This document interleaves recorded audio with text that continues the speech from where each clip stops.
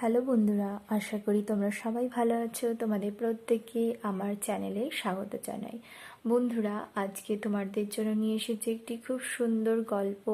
গল্পটির নাম হলো বোকামির ফল, আর এটি লিখেছেন বিষ্ণু শর্মা তার পঞ্চতন্ত্রের গল্প থেকে।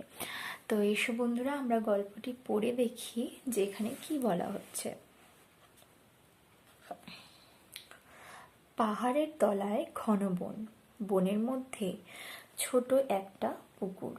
পুকুরটা ছোট হলেও তার জল খুব পরিষ্কার ও শীতল, আর তাতে ফুটে থাকতো কত পদ্ম ফুল। সেই পুকুরে বাস করত একটা কচ্ছপ, তার নাম কম্বুগ্রীব। দুটো রাজহাঁসও সেই পুকুরে রোজ এসে সাঁতার কাটত, গুগলি খেত। কুম্ভগ্রীবের সঙ্গে রাজহাঁস দুটোর খুব বন্ধুত্ব হয়ে গিয়েছিল। তার কুম্ভগ্রীবের কাছে তারা দূর দূর দেশে উড়ে বেড়ানোর কত গল্প করত। সে বছর গ্রীষ্মকালে একটুও বৃষ্টি হলো না। পুকুর, নদী, নালা সব শুকিয়ে গেল। কুম্ভগ্রীবদের পুকুরটার জলও শুকিয়ে এলো।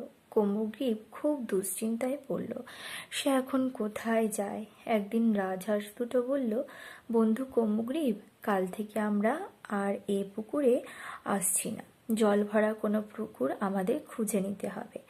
তোমাকে ছেড়ে যেতে আমাদের খুব কষ্ট হচ্ছে। তুমি যদি উঠতে পারতে তাহলে আমাদের সঙ্গে যেতে পারতে। কুম্ভগ্রীব বলল, ভাই, তোমরা একটা কিছু ব্যবস্থা করো, নইলে আমি তো জলের অভাবে শুকিয়ে মারা যাব।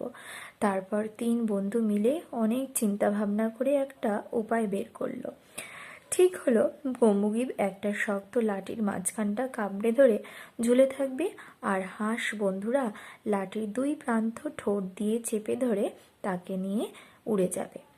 হাঁসেরা কুম্ভগ্রীবকে একটা ব্যাপারে খুব সাবধান করে দিল, বন্ধু, উড়ে যাওয়ার সময় ভুলেও কথা বলবে না, তাহলেই সর্বনাশ।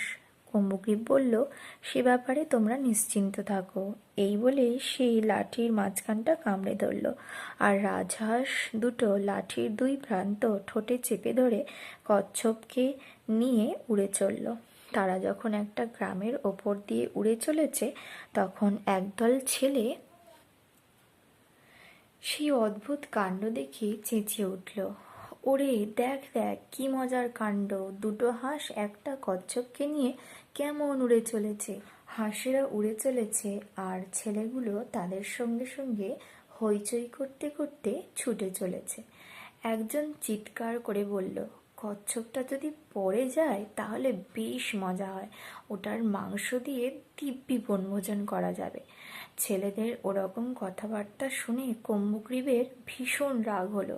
সে চেঁচিয়ে বলতে গেল, ব্যাটারা ছাই খা, কিন্তু সে কথা আর বলা হলো না। ব্যাটারা বলতে না বলতেই ধুপ করে মাটিতে পড়ে গেল। তখন ছেলেগুলোর সে কি উল্লাস!